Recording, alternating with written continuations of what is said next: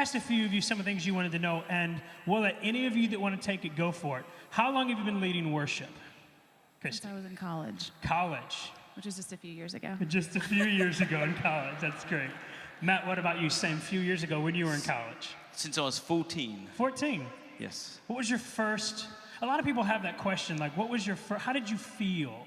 A lot of people want to know that. What does it feel like to lead worship? I was petrified. I remember I led, do you know that song, There Is a Redeemer? I led that song and I was so nervous I couldn't get to the third verse. We never got to Standing Glory. I finished early because I was shaking a lot. Christy, what about you? Your first, that time when you walk out on stage and you're like, okay, I'm going to lead people into worship. What does that feel like? Well, it's a lot like, when I was in junior high, I tried out to be a cheerleader, and I didn't make it. I know. Oh, sad. But later in life, when I did start leading worship in college, literally, it's one of those moments where the Lord said, you are a cheerleader. This is part of what you're doing is you're leading people in praise and adoration.